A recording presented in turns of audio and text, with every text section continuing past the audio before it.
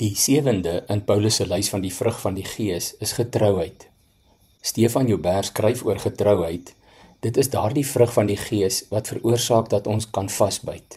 Dit is om op ons pos te wees. Dit maak nie saak wat gebeur nie. Getrouheid veroorsaak dat ons betroubaar is.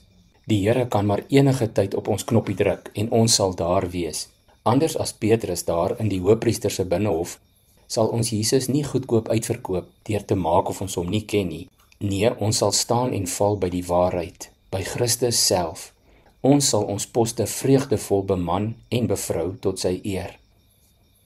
In 1 Korintiërs 4 vers 1-4 skryf Paulus: So moet julle ons dan sien. Ons is dienaars van Christus en bestuurders aan wie die geheimenisse van God toevertrou is.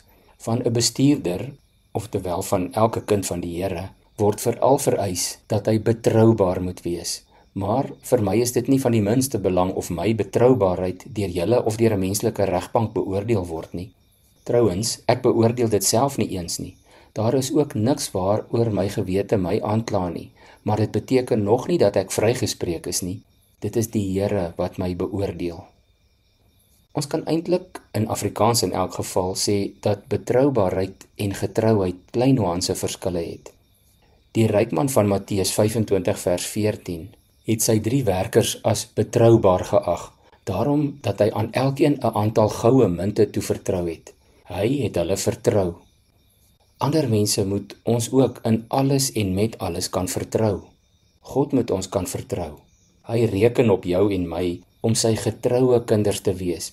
Ons moet getrou in Jesus Christus se voetspore stap en leef, elke oomblik van elke dag. Ons kan nie kies om net soms vertrou te kan word nie. Maar toe die ryk man terugkeer van sy lang reis, kon hy die eerste 2 werkers prys. Toe hy hulle resultate sien, roep hy uit: Goed gedaan, jy is 'n goeie en betroubare werker. Jy was betroubaar, selfs oor die bietjie wat jy gekry het. Ek sal jou nou met baie vertrou.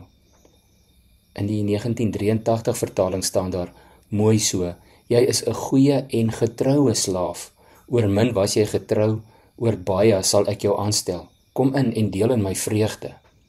En in die Nuwe Lewende Vertaling lees ons weer: Die eienaar het hom geprys en gesê: Uitstekend, jy is 'n voortreffelike slaaf, een op wie ek kan staatmaak. In die kleine het jy jou betroubaar bewys. Daarom gaan ek nog baie groter verantwoordelikhede aan jou toevertrou. Kom vier saam met my fees. Kom ons vra die Here om ons ook vandag en elke dag te help om voortreffelike kinders van hom te wees, kinders op wie hy kan staatmaak. Kom ons bid saam. Here Jesus, baie dankie dat U nie net vir ons die voorbeeld kom leer het nie, maar kom leef het en ons nie agtergelaat het sonder hulp en sonder leiding nie. Dankie o Heilige Gees, dat U die Gees van Christus in ons kom woon het, in ons kom werk, ons kom vul met gawes, met liefde, met vrug. Help my vandag en elke dag om betroubaar te wees, dat U my kan vertrou, Here. Help my om 'n voortreffelike Christen te wees, een op wie U kan staatmaak, een op wie ander mense ook kan staatmaak. Ek bid dit in Jesus se naam. Amen.